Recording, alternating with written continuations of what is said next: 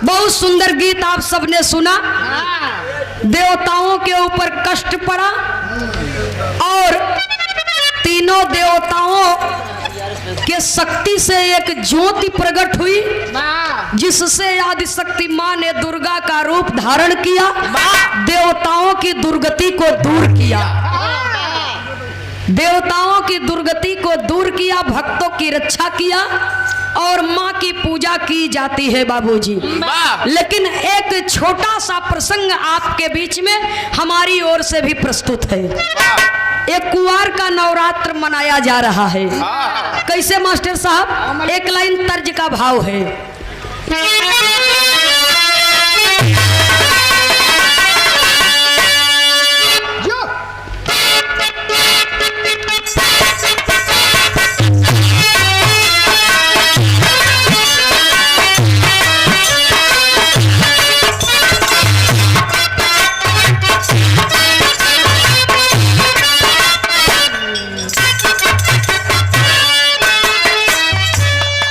राखी हर साल आवेले सवनवा में, तो भैया बहिनी का प्यार आई जहनवा में, हे भैया बहिनी का प्यार आई जहनवा में। राखी तराखी हर साल आवेले सवनवा में, राखी हर साल आवेले सवनवा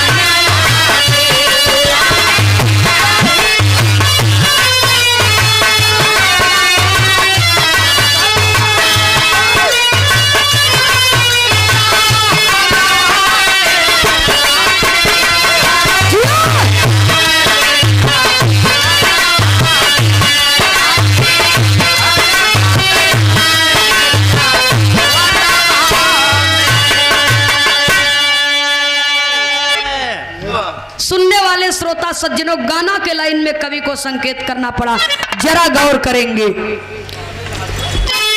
12 कला अवतारी मर्यादा पुरुषोत्तम भगवान श्री रामचंद्र जी अपनी सेना लेकर लंका पर चढ़ाई किए हैं। रावण पर राम विजेता कैसे प्राप्त होंगे, इस बात की चिंता है।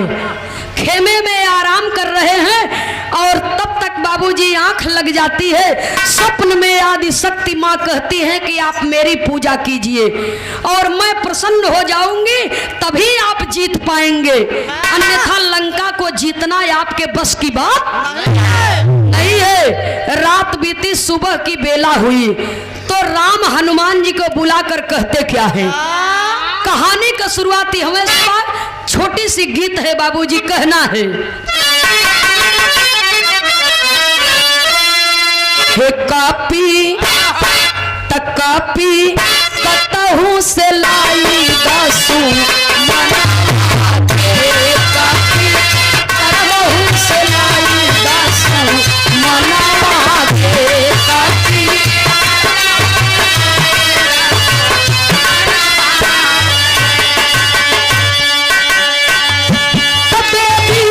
खुश न होई कैला बिन पूजनवा के, हे देवी खुश न होई कैला बिन पूजनवा के, कापी कतहु से लाई दासू मनवा के, कापी कतहु से लाई दासू।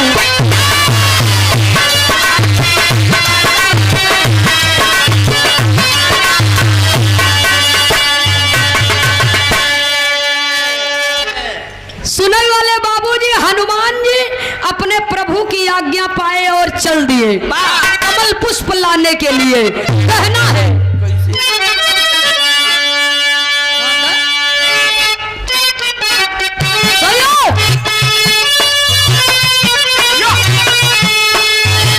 आज्ञा पाके कमल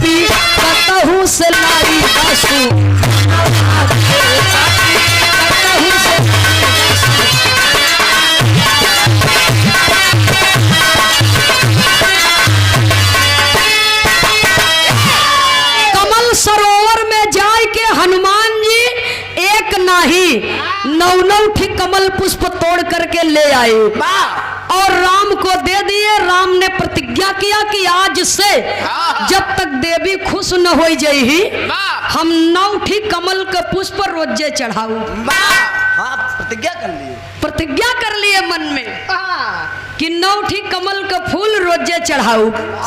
और जब प्रतिज्ञा कर लिए मन में 2 दिन बीता, 4 दिन बीता, 7 दिन बीत गया, 8 दिन बीत गए। रोजे हनुमान जी कमल का फूल तोड़ के लिए आवे। भगवान राम 9 ठीक कमल का पुष्प देवी के चरण में समर्पित कर देते थे। एक दिन एक घटना घटी। कैसे मास्टर साहब?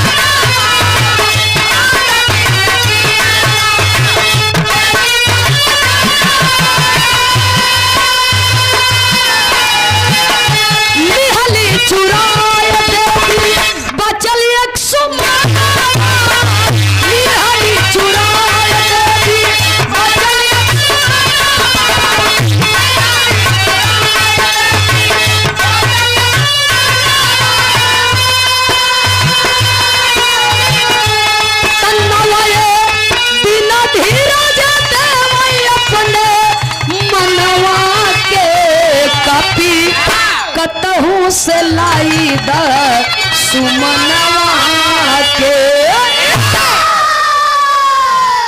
9वें दिना प्रभु राम के भक्ति के परीक्षा लेवे बदे माँ आदिशक्ति दुर्गा ने एक फूल छिपा लिया।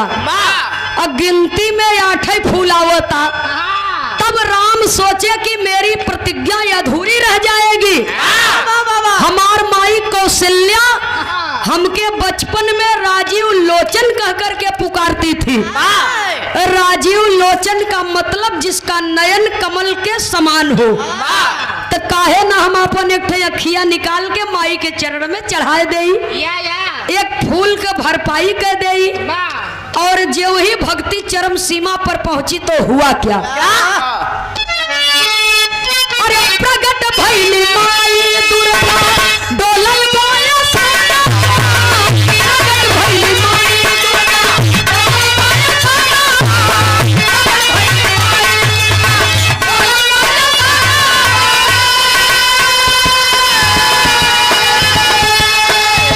छीन लिहली पान हरि के, छीन लिहली पान हरि के, दिहली परत।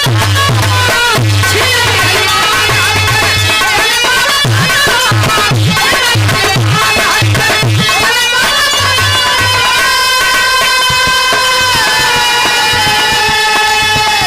विजयी होई बरन मार के रावणवा के कपि कतहु से लाई दसु के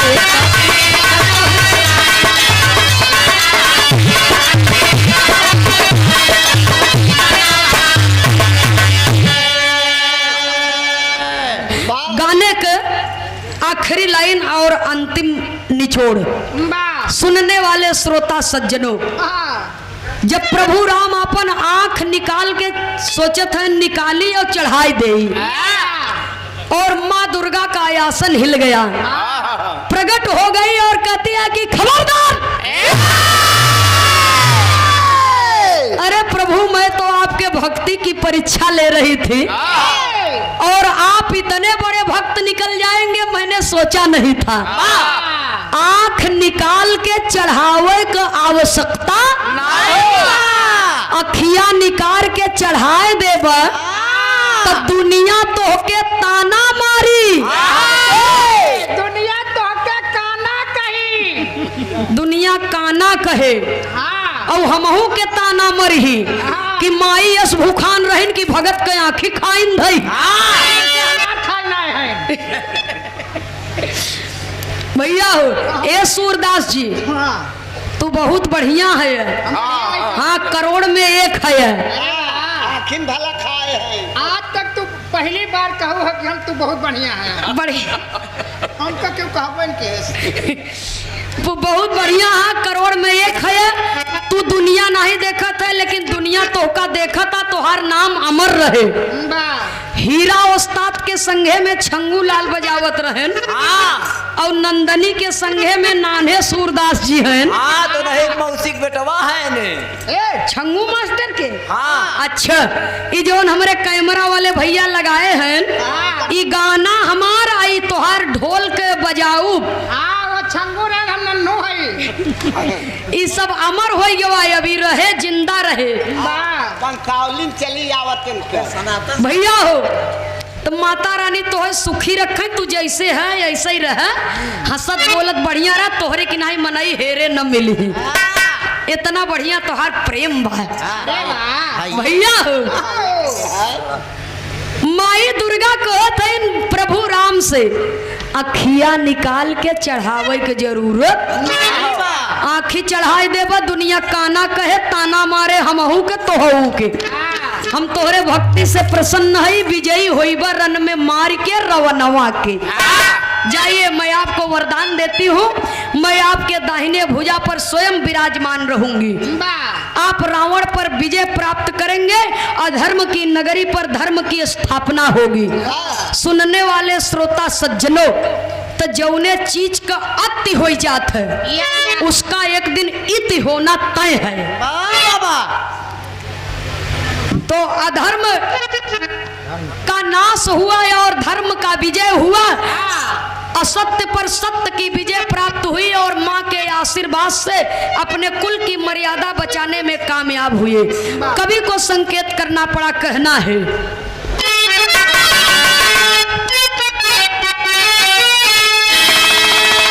अरे 9 दिन के नवरात्र,